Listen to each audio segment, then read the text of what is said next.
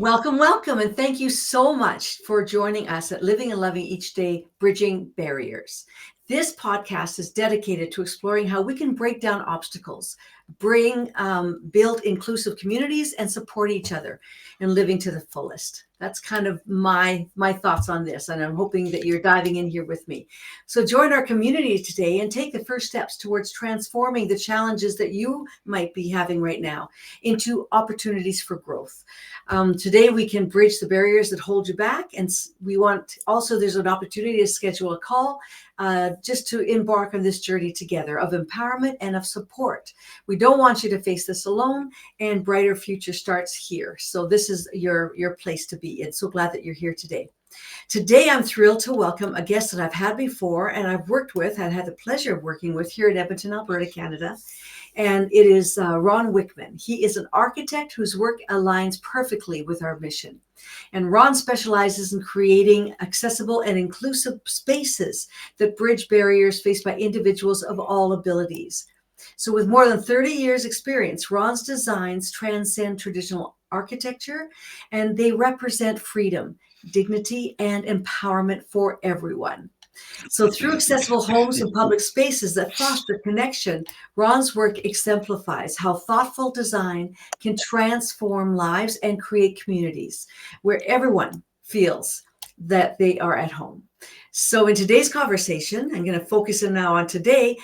We are going to focus on the three primary areas of your home that you need to focus on just to make your home more accessible and to make the best accessible or adaptable home that there is. So Ron, thank you so much for being here. What a pleasure to have you again. Welcome, welcome. Thank you. Thank you. So let's start. Just give us like the audience who might not, because we're going to put these podcasts up, but we want people to know a little bit about you first and your passion, why we're here and why you're an expert. Like you are the expert in this area. So I'm just so proud that you're here with us today. So just tell everybody about you, and then we'll dive into these three areas. Okay. Sure.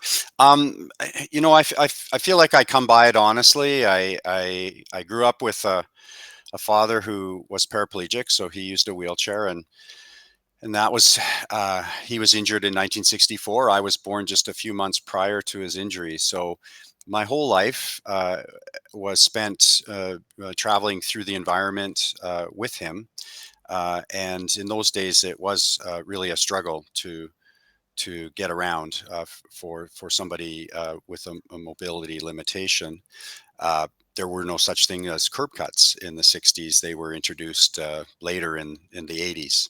So growing up around that kind of environment led me to make an early decision in my life to look at it from a designer point of view. And I chose the field of architecture, and here I am 30 years into my practice, and discovered very quickly in my practice that uh, other architects, other designers didn't quite have the same uh, experience, certainly, as myself, Mhm. and somewhat unfortunately not always the same interest. Yeah. And so in those early days, I really felt alone trying to negotiate this environment and Mhm. promote it and advocate for it. And certainly on the positive side, things are moving in the right direction. And I'm very excited to talk to young designers, especially, that they take a real interest in understanding and appreciating what inclusive design is all about. Mhm, mhm. Oh, I love that.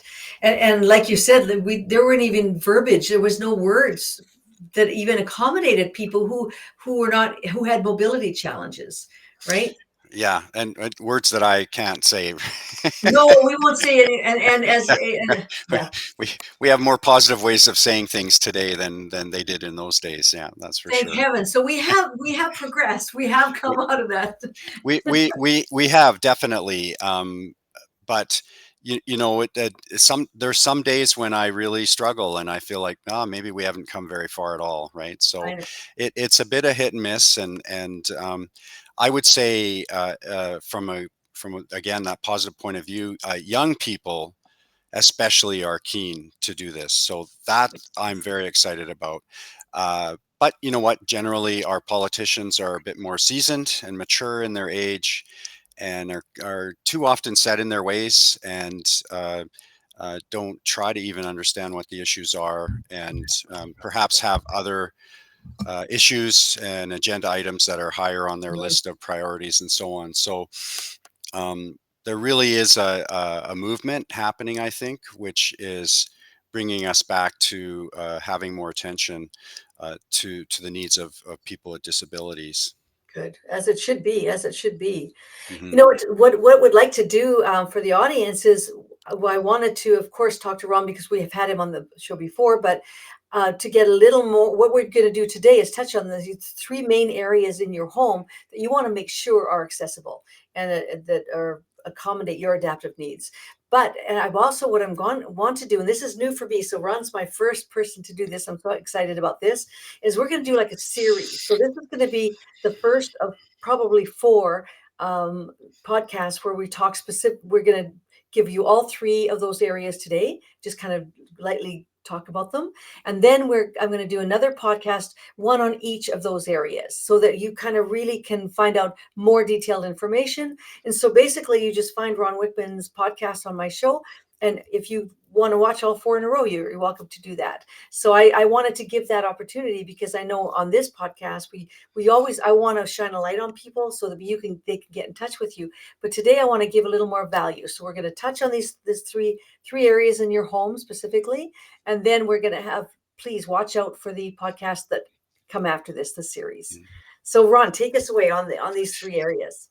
Sure, and to add to your comments, I think what I'm finding with a lot of again younger people who might not have the same experience, the Mhm. lived experience. Uh, we've been talking about the issues at a very high level about accessibility. Mhm. So people generally they want to make our built environment more accessible. They just don't always know how. And Yeah. so here I am now at 60 with a lifetime of experience, uh, trying to help in my way by bringing a bit more detail and attention to the very specific issues that people Mhm. need to address, and in a more practical and pragmatic way, I guess, right? So not talking about it sort of from a political or Yeah. advocacy point of view, but here's the hard facts. Like this is this is sounds easy, but it's not always that easy to do, right? I So love it. Yeah. much of my career has been spent in the residential world, and mostly in this part of the world, we're dealing with single family homes. Mhm. So I have done a number of multi-family home projects. I've done some group homes, but by and large, my experience has been related to new home construction, and renovations has been the largest Mhm. portion. It takes up the largest amount of my time. Now, the reality of the situation is it's so expensive to renovate these days that it's almost more practical and less costly to tear your house down and start over if you want, or just find a vacant lot. And you probably have this experience as somebody Yeah. in real estate, Yeah. that it's really hard to find a house that you can just tear down and start over. It's really hard to renovate. It's hard to find contractors right now to do the Mhm. work. It's hard to find contractors with any kind of experience dealing Mhm. with these issues that we're going to talk about. So all of that makes it really hard. So Mhm. our attempt here, I think, is to help educate your audience so that they can talk with some kind of Authority, authority, right? Yeah. right, to a builder or to a real estate person. Um, like this is what I want, and I do have a better understanding of some of the degrees of difficulty at getting this, Mhm. and some of the obstacles. Uh, but all too often in my career, I found builders will say things like, "Oh, you can't have a no-step entrance; it's against the code." which is completely false. It's not true. Or it's too expensive. We can't do that. The reality is they just don't know how to do it, or they don't want to do it, and they expect you as the homeowner to not really know much about the subject. So then you just take their word for it, right? Well, So I'm that's not why trying. we're here. Yeah, That's and why I'm not we're trying. Yeah, here. I'm not trying to paint a negative picture of builders, but that's been my experience, right? And now young builders are anxious to do more. They're anxious to do this kind of work because they not only see it as a kind of the right thing to do, maybe from a moral position, but they see a real opportunity to be out there as an expert in this area and corner a part of the market that Mhm. is quite substantial and quite big, right? So they can make a lot of money doing this. Yeah, because we're not just talking about, like, a lot of my audience are parents with children with adaptive needs, but we're also talking about seniors. We're talking about anybody with mobility challenge. If you just had a car accident and you're in a wheelchair, like, can you get into your house? I mean, that's we those are the things that Yeah, you have yeah. to deal with. So we want to give you, and thank you for saying that, Ron. We want to Mhm, give you some expert advice here, and expert mhm, opinion and in dialogue. yeah. So to highlight that, the three areas that we've been talking about, the first area is just being able to get into your house. And we like to refer to that as a no step entrance, Hmm. Hmm. which means that there are not steps at the entrance. I guess that's sort of obvious. Now that can be done by a ramp. It can be done with a mechanical vertical lift Lift. at the stairs. Those are things that we often do when we're renovating a home. Hmm. But better from an aesthetic point of view, for sure, uh, is to just have the floor level a little bit lower than the average, maybe, and just have a very nice, gently sloping sidewalk that just leads to your door, and you don't see it as a ramp or anything other than just the sidewalk. And Mhm. this is what I have at my house is we did renovate and many years ago, 25 years ago, we repoured our front sidewalk and driveway area so that we eliminated our steps, and then we just have the sidewalk that leads to the door.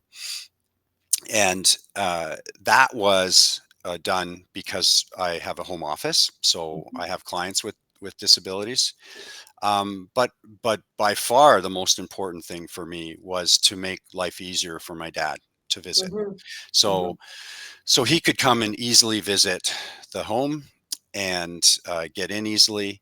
And again, we'll get into more detail in another podcast. But now what I'm seeing is the tremendous benefits for my kids who are having kids. And they're my grandkids, and I really like my grandkids. And I want to make their life easier to come and visit me. So, when they bring their, unlike what we The used, stroller. yeah, and unlike what we used when we had kids, these little strollers, now Oh, good. they're like small vehicles, and they have like almost like a refrigerator attached to them, and, and there's so much food and blankets and extra clothing and diapers and everything. So the kids can easily just push their strollers or baby carriages into our house, um, and yeah, it just makes life so much easier. We don't have to worry about tripping on the stairs and getting injured or anything like that. So just so much better and So, Ron, safer. yeah, Ron, do you have guardrails as well? Because I just spent a whole bunch of money on a guardrail on my front step. Well, we don't have steps, so again, it's Oh, just you don't? there is no elevation change. Like there's no Right. you're just the sidewalk is just at the level with the ground, so Hmm. there's no difference. So there is, and again, we can talk about this in the other podcast, but there are times when there is that elevation change, and then you'll need handrails and so on. Now, Okay. handrails even on a gently sloping sidewalk can be beneficial for people who have some mobility issues. Yeah. But one other thing I'll just add, because it's just sort of on my mind and I thought it was quite interesting, is we last year we sold one of our couches, and the gentleman came to pick it up, and came in the house, and I helped him get the couch to his vehicle. And so he started backing out. He had that end backing out the door, and it took a few steps, and then stopped and started with his foot reaching back and trying to reach the step. Yeah. And he goes, "What? There's no step." And I said, "No, there is no step. Like, didn't you notice when you came in?" He goes, "No, I didn't notice." He goes, "This is awesome. Like, this is great. How come everybody doesn't do this?" And I said, "Well, Exactly. I don't know. Just Exactly. talk to the industry, right?" And Exactly. there are reasons why historically we do have steps at our front. But I'm here to tell you that I've done hundreds of homes without steps at the front door. So it It can can be be done. it, It it can can be be done. done. Yeah. Now the door obviously needs to be wide enough, which I have not seen a door in the last 30 years that doesn't have a wide enough door to get through. So we just don't make our front doors 2.5 feet wide or 2 feet wide or something. They're always in and around 3 feet. Some older houses might be an inch less or 2 inches less, but again, by and large, our front doors are and back doors, our exterior doors are 3 feet wide, so you can get through. And that leads us to the second critical issue. Hmm. So we've made our way into the house now. Uh, for the most part, we do not live on one level in a single family house. Even a bungalow, we have two levels with our basement space. So we now have to see how we can get ourselves from the main floor to the basement. And if we have a two-story house, then we add a third level to get in. So the easiest and most practical, and in a way the least expensive way to do things, is a residential elevator. Hmm. And uh, um, we'll get into more detail there as well, the logistics of it. But um, what I need to say right now is that they are not as expensive as you think. Hmm. So you can get them. I would say on average maybe $30,000. So in a new home build at 500 to $800,000, $30,000 for an elevator is not going to make or break the project. Right. Um, I know in earlier years, 20 years ago, we talked a lot about at least building a shaft Yes. for the elevator. So at least design the house so that you could install an elevator at some point in the future. Hmm. Uh, I've done that maybe a dozen times for clients. 100% of the times, the clients installed the elevator. So the intent was to install it in the future, Yeah. but during the build, they just went, nah. It's like Do it. it's in the we'll save money by maybe less expensive interior finishing or whatever, but um, they just saw the practicality of it because they started to realize that it's not just for themselves and maybe their potential future of needing the elevator. They see it as something that would assist friends and family, Yeah. and I think everybody in the world probably has somebody they know that uh, Yes. has a disability and that would benefit from an elevator. So that's a really good way to move up and down Hmm. levels in your house. There are chair lifts that you see a lot on TV Hmm. commercials. Those are definitely good for people who have some limitations in their mobility, but not in a wheelchair. So they can sit on the chair and they can get from one level to the next. Yeah. If you're in a wheelchair, it becomes much more complex because what do? Leave your wheelchair on one level and have another one up there, or how does it work, right? Yeah. So there are wheelchair lifts that have a platform that you actually wheel onto the platform, and it takes you up and down. Um, they are they are roughly the same cost as a residential elevator, Okay. and Well, you might as well just do the elevator. Then you could it, take up stuff with you. well, exactly. And then if you have to do the elevator can do multiple levels, right? They can, so in a bungalow, maybe you can entertain the idea of a stair lift, but if you had a 2-story house, you'd be talking 2-stair lifts. So you'd be doubling your cost for vertical circulation, and they're slow and they take up room in your stair Mhm. and they don't look very nice. So the elevator is just, it's Mm. invisible. You don't even, you just see it as a door in your house. You don't even notice that it's there. Right. So, And next, s- yeah, so, when we so do that the next. gets you, the two areas. The third area, and I would consider the most important area, is our bathrooms. So Mhm. we really have to get our bathrooms right. And almost every single house renovation I've done involves the bathroom, at Mhm. least, right? So Mhm. sometimes it's just the bathroom. Yeah. Sometimes it's a bathroom and other things, but I like, unless you already have an accessible bathroom, and then you're probably not calling me to to help you renovate your house. Um, it again, the bathroom is just critical. And if you have a small bathroom and you have to make it bigger, now you're talking about taking up space within your house. You might be moving structural walls. All of a sudden, things could get very costly. So Mhm. getting the bathroom right is crucial in all of this.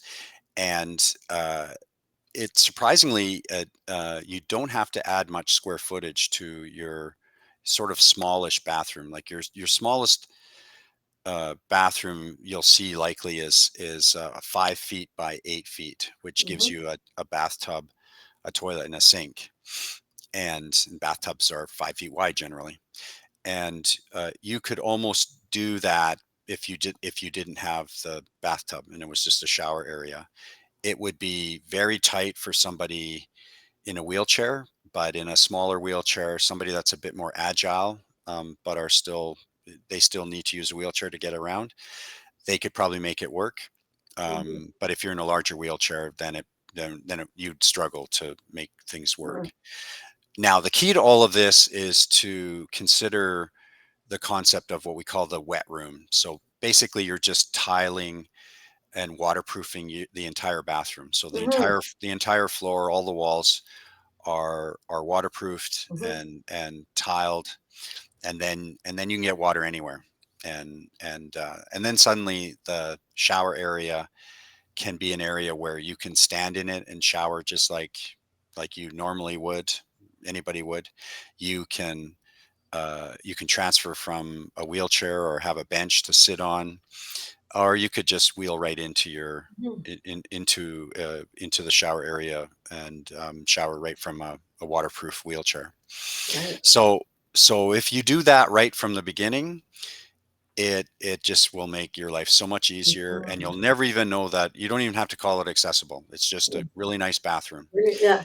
Yeah, and so from a marketing point of view, it just makes good sense. It Yeah. really hurts nobody, and it makes everybody's life so much easier, right? So Mhm.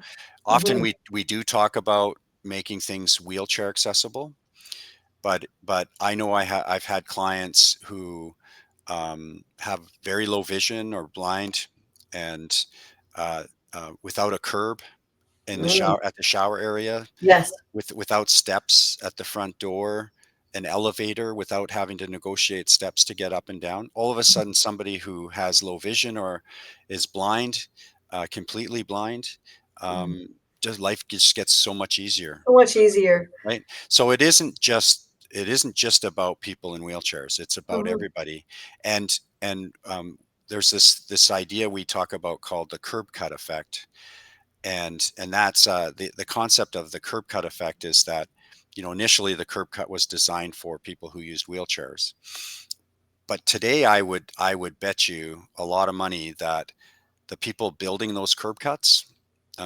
constructing them, the young Yeah. people there, they probably have no idea why they're there. they Yeah. they probably think they've been doing them for hundreds and hundreds of years. and and that's the way it's always been done, and Right. it's probably for people who push baby carriages or people in bikes and stuff, Bikes. Yeah. never knowing that the original intent was to make life easier for people Oh, in wheelchairs.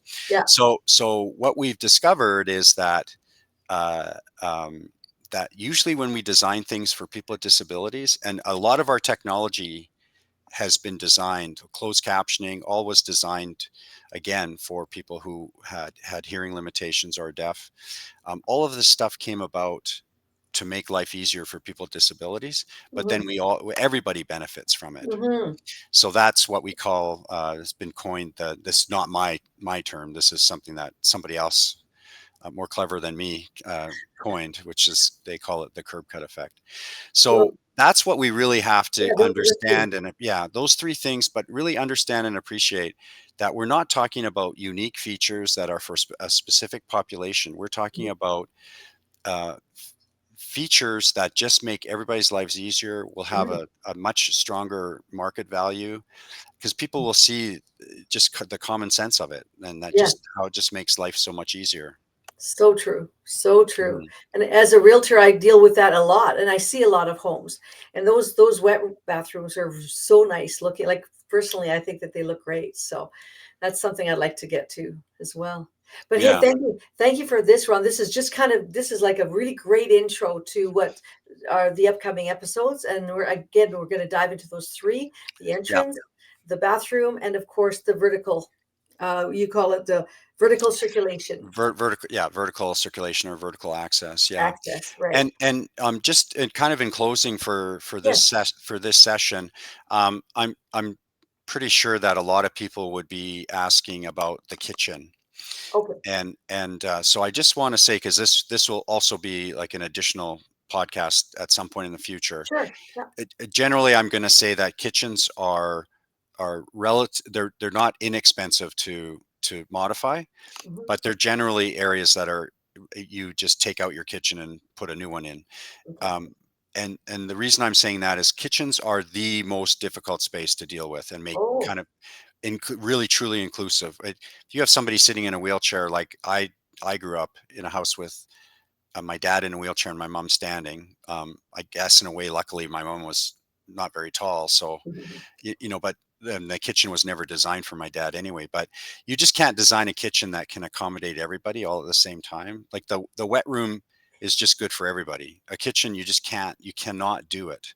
Yeah. So the kitchen becomes very complex, and I'll save that for another day. Um, but I just want to make sure that from this session, people aren't going, well, he didn't talk about the kitchen. Yeah. Oh, it is good. it's a critical part of our house, a very important part of our house. Yeah. But I'm just saying it's really, really hard to make truly inclusive. Oh, It is a very specialized space, okay. and is unique to the homeowner often.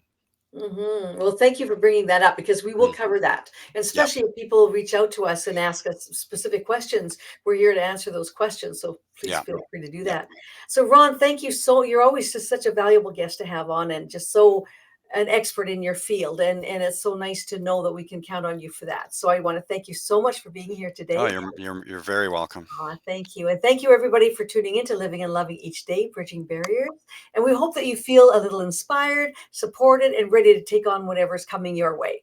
So remember, you don't have to do this alone. We're building a community, one story at a time, one expert at a time. And but be sure to subscribe and to the website and also to this podcast and spread the word. Let's share it with your friends and let's keeping this building this together because we need you and we know we're not alone. We just want to reach out and make that connection. So that's why we're here. So again, everybody, thank you so much for joining us. Ron, you're a wonderful guest. Thank you so much for being here today. Thank you.